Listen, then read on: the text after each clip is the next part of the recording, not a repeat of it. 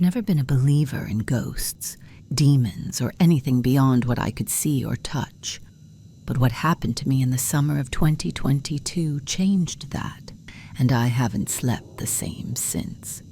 Not without lights on, not without checking the windows 3 times before bed, not without locking the door to the basement, no matter how many times I'm told it can't open on its own.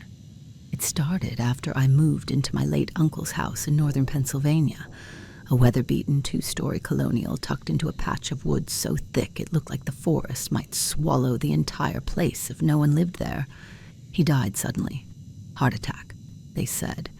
But the autopsy revealed stress levels in his system that made no sense for a man who hadn't left his house in months, according to neighbors. I was the only living relative who cared enough to deal with his estate, and since my lease was ending in the city, and the idea of free housing for a while sounded good, I figured I'd stay a few weeks, clean the place, and sell it. But as soon as I arrived, the house felt wrong. Not haunted in the Hollywood sense. There were no cold gusts or slamming doors, but in a way that made the air seem heavy. The rooms always seemed a bit too dark, like the light didn't reflect right off the walls. My uncle's belongings were still there, untouched. Books stacked on chairs, dishes in the sink, his shoes by the door. It looked like he had just stepped out for groceries and never came back. At first, it was the basement that bothered me. I didn't even realize there was one until my 3rd day there. I stepped on a warped floorboard and heard the hollow sound underneath. I found the trap door behind the pantry shelves. It didn't open easily, like it hadn't been used in years, and the stairs going down were steep, slick with dampness, the light switch on the wall dead. I used a flashlight and only went a few steps down before the smell hit me, wet earth, mildew, and something sour, metallic, like rust or blood. I backed out and told myself I'd clean it later, but I never did. I started hearing things a few days after that.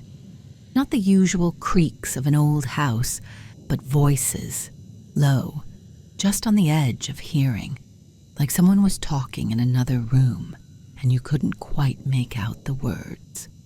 At first, I thought it was the wind, or the trees scraping the windows.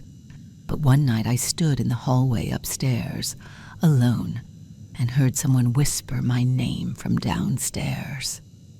I froze. I hadn't told anyone where I was staying. I crept to the top of the stairs, listening, but it was quiet again. I told myself I imagined it, that the isolation was messing with me, but the next night it happened again, louder, closer. This time I locked myself in the bedroom and stayed there until morning. I found strange things in the house, too. Photos of people I didn't recognize, old Polaroids shoved into books and under furniture. In some of them, the same figure appeared in the background, a tall, thin silhouette standing at a distance, half hidden behind trees or furniture, its face always just out of frame or blurred. I thought it was a coincidence, maybe a trick of the light or bad camera exposure. But the more I looked, the more it showed up. In one photo, the figure was outside a window. In another, it was reflected in a mirror. I started having nightmares around then, always the same dream. I was in the house, but everything was twisted, darker. The walls were wet. The floors pulsed like they were breathing. I'd run from room to room, chased by something I never saw, only heard, a dragging sound, slow and heavy, like something pulling itself toward me through the walls. I'd wake up drenched in sweat, heart racing, only to find my bedroom door wide open, even though I'd locked it before sleeping. One night I woke up to find dirt on the floor, just a small pile near the bed, like someone had tracked in soil. I checked the windows, still locked, but the trail led toward the hallway, down the stairs, right to the pantry, right to to the basement door. I knew something was down there. I could feel it, the kind of knowing that sits in your chest and makes your bones hurt. I should have left. I know that now. But something kept me there. Some need to understand what was happening, to find out what had really happened to my uncle.